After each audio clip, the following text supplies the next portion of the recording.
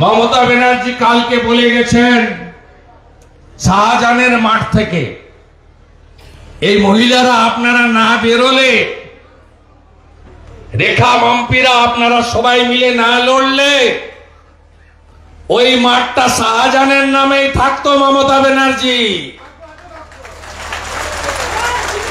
আপনি শিবু শাহজাহানের কীর্তি বলেছেন কালকে, ভুলে যান।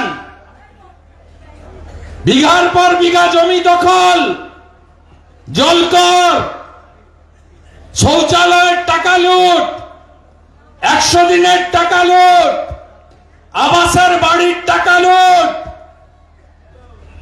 এত মহিলা অত্যাচারিত, মাঝরাতে পার্টি অফিসে তুলে নিয়ে যাওয়া, তপন মন্ডল, দেবদাস মন্ডল, ভুলে যাব আমরা, সব ভুলে যা পরে। অতীত ভুলেছেন আপনারা? অতীত ভুলেছেন?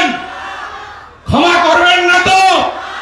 বিধানসভায় 7,000, লোকসভায় 7,000, বিধানসভায় 27,000 লিড চাই। এটা তো জিতবো। হিন্দু প্রধান, তফসিলি প্রধান হিঙ্গলগঞ্জ জিতবো।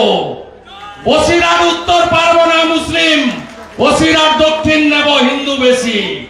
হিন্দু যেখানে বেশি সে সিট মমতাকে দেব না।